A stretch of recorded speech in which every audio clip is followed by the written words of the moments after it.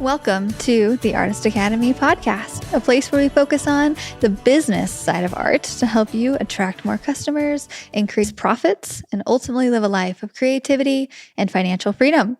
I'm your host, Andrea Hart, and this week's episode is a solo one where I'm going to share some muralist hacks or just painter hacks that I use and a list of things that we've compiled within the Artist Academy Facebook group.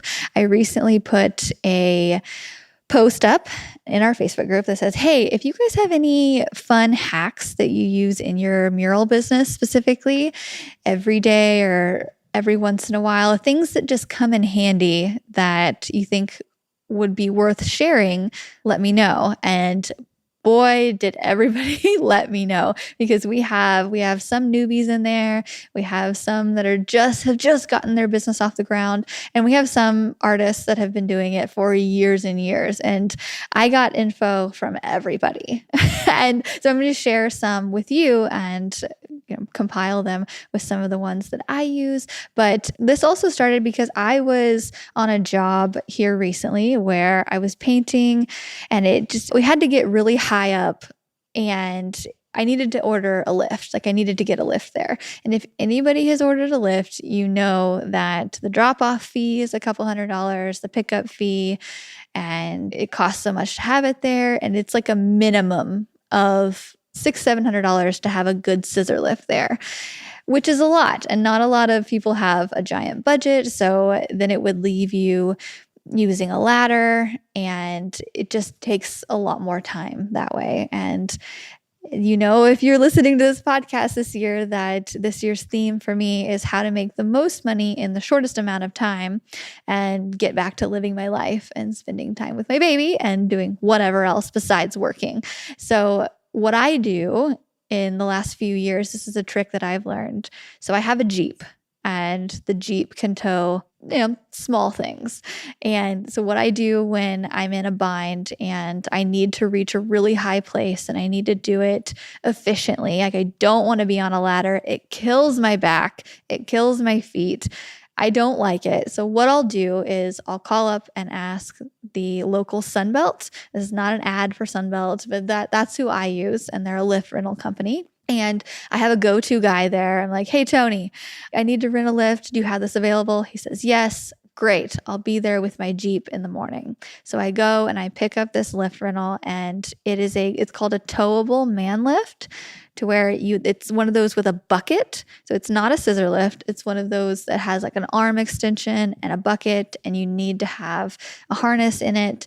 And so I can go and I can attach it straight to my Jeep and pull it wherever I need to. And then I take it back by the end of the day. And a 24-hour rental with no drop-off fees, nothing, is about $300 for the day. And I do that, and I just take it for the day, and I do all the stuff up top that I need to do in one day. Rather, if I had a ladder, it would take quite a bit longer, but I'm okay with spending a little bit of money to get things done more efficiently. But I was like, I wonder if everybody else knows about this. I wonder if anybody else has tried this, because I've used this technique several times where the budget isn't crazy. There's not enough to do a week-long rental for a lift, but I can pay $300 for the day and then get things done. And then I can do all the lower stuff the next day. So it started there. And so we talked about it on our virtual meetup. So in the Academy, we meet every Monday and chat about business, and people ask questions. And so I brought that up, and I was like, hey guys, what are some muralist hacks that you have like that? Because a couple people had never heard of that. They're like, oh, great. That's a great idea. I mean, if you have a Jeep or a truck or something that can pull a small lift, then it's a good trick. But then we were talking, and Madeline, we've had her on the podcast before. She does a lot of mindset stuff. She was on our virtual meetup, and she carries acetone with her for paint spills, because she just had a recent spill on a mural job, and she freaked out and she got down and luckily she had the acetone and she got it all cleaned up. However, the acetone kind of ate away at her fingers a little bit. It made it burn, and somebody else chimed in, Ryan Benefield. He's also been on the podcast. Has a mural business, and so he was on the virtual meetup. He goes, actually, have you tried fingernail polish? I carry that around. So this dude carries fingernail polish with him in his mural kit in his car, and he uses that because it has considerably less acetone inside of it. It's diluted, so it doesn't burn your fingers, but it still does the job of cleaning up paint. And I was like, yes, that is a perfect muralist hack trick, and I need to share this. So I then posted the Facebook group and everybody put a bunch in there. And so I'm going to share more with you. But one that I really like, so I haven't tried this yet, but I'm about to. So if you're painting on the floor and you need to project something, it's tough, right? I've done it, but I've had somebody like hold it above, and it was for something small, and it was weird, just so I could get some placement and figure out what I was doing. But if I was smarter and more resourceful and I knew of this hack before, I would totally do this. So what you can do is you can project on a piece of paper, normally exactly the size you want, and then you get this thing called a pounce wheel. And it's basically like it has a little handle, and then it has a little tiny wheel on the end of it that's like, I don't know, 1/4 of an inch big, or maybe like less than an inch big. And it has little spikes on it to where you go and you run that little spiky wheel all along the traced edge, and it creates little holes in the paper, and then you put it down, and then you put chalk, like a chalk pad over it, and you run your chalk pad over the little holes. And so when you lift it up, you see little dots of chalk around it. So you don't have to project straight on the floor. You can project straight onto the wall, onto a piece of paper. Take that piece of paper, pounce little holes in it with this little handheld pounce wheel, and then chalk it on the floor, lift it, and you have your outline. We actually just did this in the Dominican Republic. We just got back from a mural meetup, and I had my really good friend, Samantha. She uses this a lot. And so I had her come in. She did a great demo and showed them how to do that. And everybody was very interested in it. They tried it. And I know that several people are going to use this and find this useful. So I wanted to share that. But another way to do this is also, so I'm about to do one on the floor. So I want to do our college logos, mine and my husband's. Like, I went to Missouri State, he went to Texas, and I want to do the college logos on our parking spaces in our home in the garage. So I want to have a bear for mine and a longhorn for his. And I was like, I am going to use this thing for the first time. So stay tuned, but I'm sure it's going to go great and so much easier than if I were to try to freehand it or do the impossible of projecting on the floor. So I'm about to use this technique. But what I could also do, and Samantha has used this, and also one of the members, Michelle, brought this up. She uses stickers. So you can get these reverse stickers made. So it's like a stencil, but it's like a reverse stencil. So if I, like, say, for instance, I am painting a heart on the floor, right? And so I send this picture of this very specific heart or logo or whatever. You send it to a printing company. There's a couple printing companies locally that would do this. You just kind of have to look around and see who would print out stickers for the floor. But you send them a certain vector file for it. And so they print out that's the best way to explain it. It's just like a reverse sticker. So instead of having the stencil or the sticker be the shape of the heart and you stick it on something and then sticker is in the shape of the heart, it's actually the opposite. So there's a space where the heart would be. And so you can just roll paint within that heart shaped, and then you take up the sticker, and then that's that. So you have it made for you, stick it to the wall or the floor or wherever you're wanting to go. I know artists who'd use this for lettering. So they'll have reverse lettering sticker made so they can put it on the brick wall or whatever wall, and you get perfect straight lines like that. If you don't like lettering, this is a huge hack. Just get a reverse stencil made and stick it to the wall and then peel it off. And it's great. I know several artists have used this and it's been great. I haven't heard a bad thing about it. So I know it works. I haven't personally used it, but I'm sure I will in the future.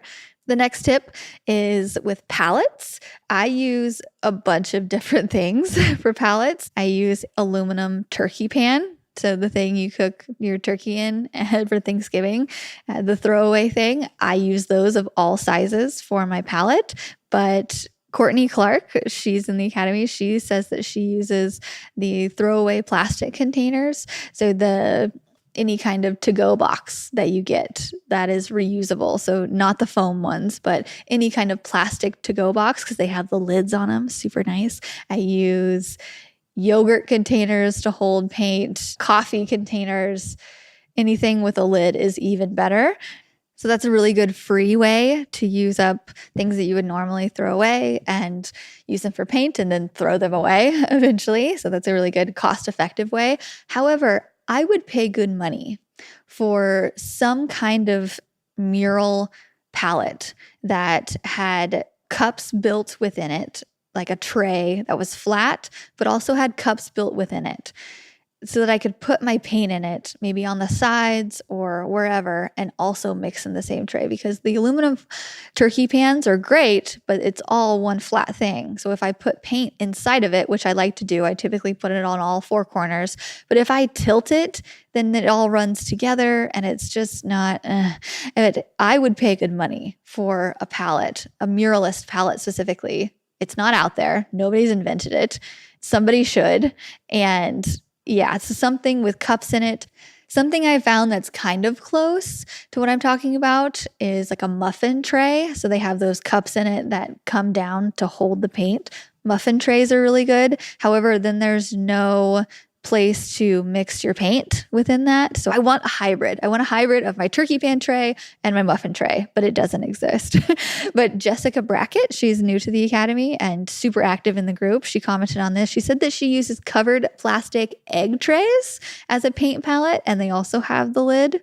Love it. Something I want to add to all of that, if you just have a spray bottle and spray the top of your palette before you put on the lid, sometimes I'll just overspray my cups if I don't want to put a lid on them overnight. I just overspray to get just a really thin layer of water over the top. That way everything stays for the next day and I don't have to remix anything and nothing gets all goopy. So a little bit of water goes a long way. And the Lacey Crime, she's in our Artist Academy. She says that she never shows up on a project without baby wipes. And I've been buying baby wipes since before I had a baby, which is so funny. I've had a big box in my studio because she is so right. It's one thing to have rags and stuff, but to have a ready to wipe wet thing that you can just quickly wipe away messes, a genius. Baby wipes, and they're really cheap. So throw some baby wipes in your mural kit. One painting tip, Corrado, he says to never use fluorescent paint for exterior work. And I'm going to add to this because I've made that mistake and didn't know. So, and this is about 2 years ago. I was newly pregnant and I was doing an outdoor mural and they wanted it to be fluorescent. I said, okay, great. And so I went to the store and I got some fluorescent paint and it looked great. I did some spray paint and it looked awesome. And I have now since seen that a little over a year later. Oh, wait, almost 2 years later. Wow. And it looks, you can tell there's color there, but it's not the fluorescent thing that it once was. So fluorescence and the sun do not work well. And I learned it the hard way. So I'm telling you, now you know. Gary Gomez has a trick that he just used the other day, which is if a drip of paint gets on the carpet, immediately just spray it with that spray bottle I was talking about really closely, like within an inch of the spray, and then just dab it with a rag over and over. So spray it and dab it and it'll come right up. So don't like wipe it all around or get it heavily wet and then just dab it up. Or if it is dried, then sometimes it's just best to cut it out. Like it's dried paint in carpet, just one little snip with a razor and it's gone. Another tip, Adriana Amish, she was at our mural meetup here recently in the Dominican. So I got to meet her in person. She had a lot of tips to share, but one that she said that really stood out is a step stool. So I like this because not just using a ladder, everybody brings a ladder, but bringing a step stool, they have flatter things for you to stand on, which helps my back. They're typically a little bit smaller than a ladder, so it's a little bit easier to tote around. However, you can't reach up quite as high, but that's okay. But it can also serve as a platform to set your projector on. It not only being easier on your feet, you can sit on it. And overall, I would much rather have a step stool rather than a ladder. So I know that's preference, but try it out if you haven't. Another one, since we were just in the Dominican, we had to project this giant whale on the wall. So we painted a lot of stained glass type stuff around this property in the Dominican Republic for our mural meetup. And we were there, and I brought my little mini travel projector. So it didn't quite have the lumens that my normal Epson projector has. Really powerful. You can see it in dim light. This one does not, mostly because I just didn't want to pack something really big in my suitcase. So I brought my little one, and we were projecting at night, and we were doing a projection lesson, and it was really blurry because it had to be pretty far back. So it was really blurry up on the wall, and Rich Marks came and he saved the day because he showed us a technique to where you put charcoal and you tape it to the end of a big stick. That way, whenever you're projecting, and because when you're like really close up to something, a projection, and it's blurry, it's just hard to see. So typically I'll have a piece of paper or my iPad in my hand to kind of help navigate and see exactly what I'm painting or outlining. But Rich's idea is, so since you have that charcoal on a stick, it allows you to step back several feet to where you can it's like an extension of your arm, because if you step back, you can see the projection a lot better. And he does this whenever he's drawing things out. That way he's not right up close to the mural because it's so big, right? People come up and people ask, how do you even know what you're painting? It's so big. You're up close to it. Like, don't you have to step back so much? Yes. So having that long stick for a drawing utensil helps you to step back and really see what you're drawing or projecting or tracing in the moment. And it's just a little bit easier to make sense of it. So I really liked that trick that he demonstrated to everybody. Sarah Drake says that she keeps a box of sandwich bags in her mural kit. So she does this. Can anybody guess why you'd want sandwich bags for lunch?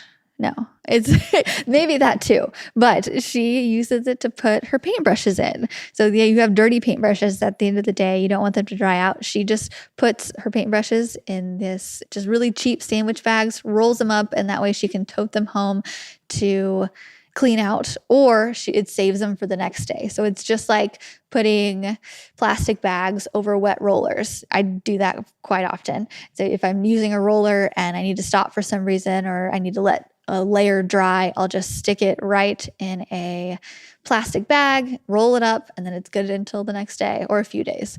But it won't last a month. I've tried that, and air just kind of creeps in there every once in a while. But on that same topic of saving your brushes, my friend Samantha, the one who did the pounce demo for us recently, she introduced me to a technique that I had never heard of that her friend introduced her to.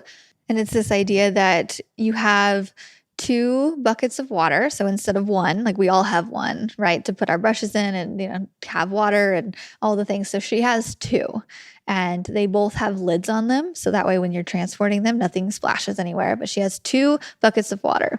One has just water in it, and one has water with just a little bit of dish soap.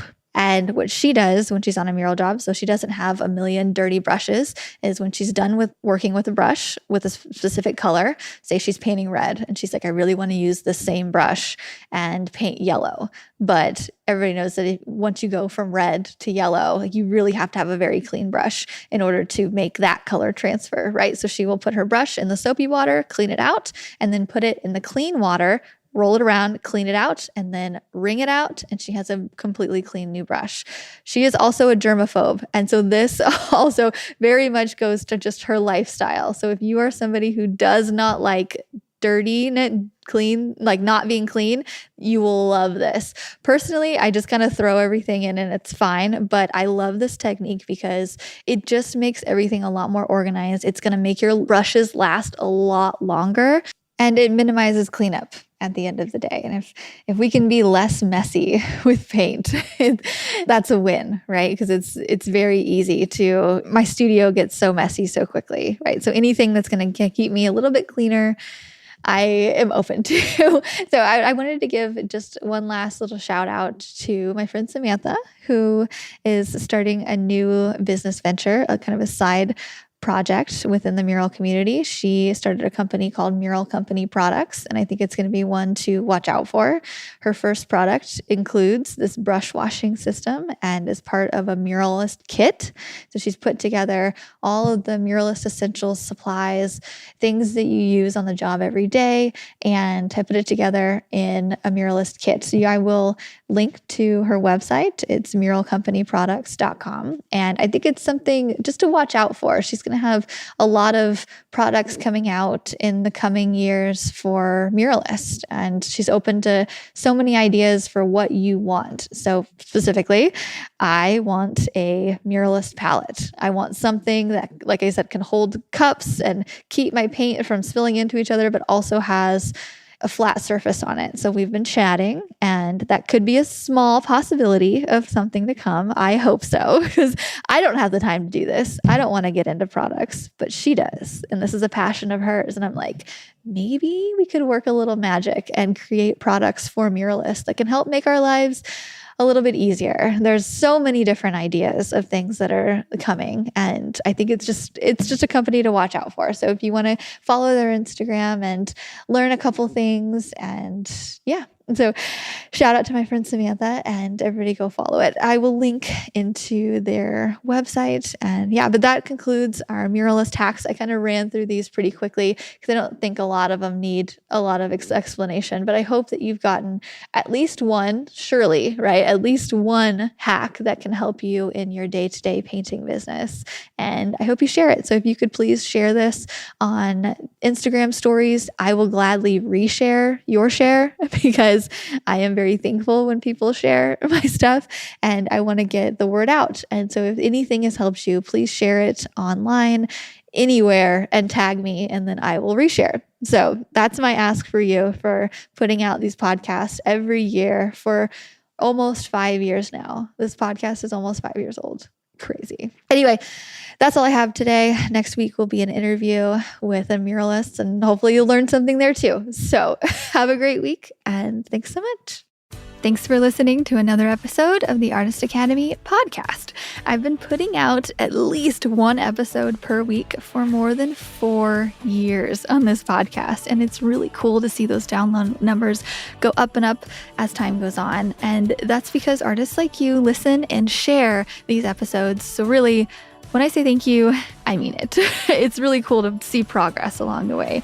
And anyway, if you like this type of art and business content, then I highly encourage you to get the audio version of my book, Mural Money, with over 15 hours of listening inspiration. I'm currently running a special of just $17 for the audio version. You can go to muralmoney.com to find it. And that comes with a bunch of extras like my art supply list, my pricing guide, recommended book and podcast list, and so much more.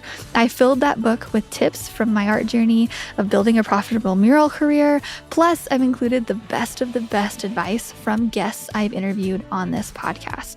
It's the most affordable all-in-one book of advice on art and business that I have. And if you enjoy listening to me here, then I know you'll like the book too, because I read it myself. All 15 hours of it. The book is available on Amazon and Audible normally for $25, but if you go to muralmoney.com, that is where you can grab the special $17 deal while it lasts. If you haven't listened to my book yet, this is your sign to do it. Again, normally $25. Running a special for $17, but you have to go to muralmoney.com. That's where you can grab the audio version of it. And that's all I have for you today. So I will see you next week for another episode of the Artist Academy podcast.